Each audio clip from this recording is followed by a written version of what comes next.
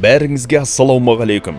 Қытайдың қандай жылдамдықпен дамитынын және қару жараққа қанша қаражат жұмсайтынын жақсы білеміз. Соның ішінде жаңа қару жасауға қомақты қаржы жұмсайды. Ол қарулардың көбісі Ресейден көшіріп алынған. Сонымен қатар ұялы телефон, автокөлік, киімдерді де көшіреді. Қытай Ресейден қару жарақ сатып алады. Әлемдік нарықта Ресейдің қару жарақтағы үлесі 25%, ал Қытайдың үлесі 10%-дан төмен. Алғашқы орында ақш 33%. Ресейден қару жарақ сатып алушы елдер Үндістан, Қытай, Вьетнам. Ал Қытайдан Пәкістан, Бангладеш, Мьянма, Қытай елі өзін әлем билеушісі санап, Ресейге шабуыл жасамақ болса не болады? Бүгінгі видео осы жайлы болмақ. Кеттік ендеше бастамас бұрын арнаға жазылып қасында шыққан қоңыраушаны басып қойыңыз.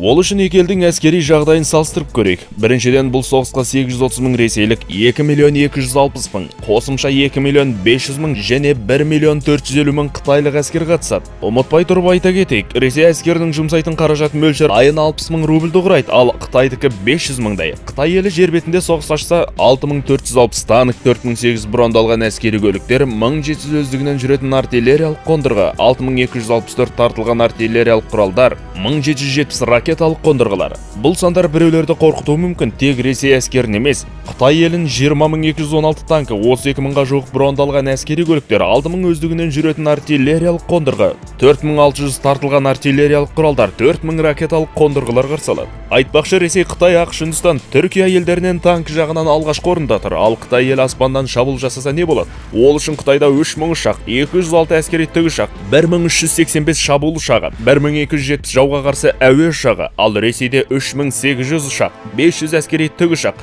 1440 шабуыл ұшағы, 806 жауға қарсы әуе ұшағы. Ресей әуе әскерімен әлем бойынша бірінші орында. Қытай теңіз арқылы шабуыл жасаса не болады?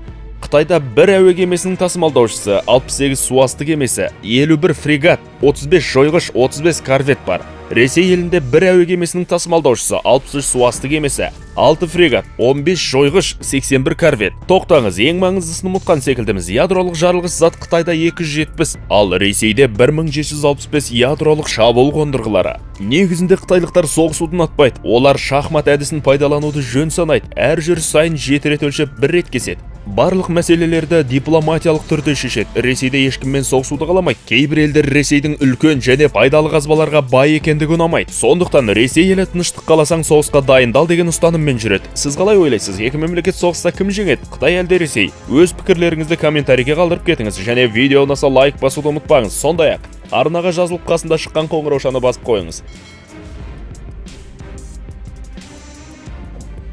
Сіз үшін білген дұрыс.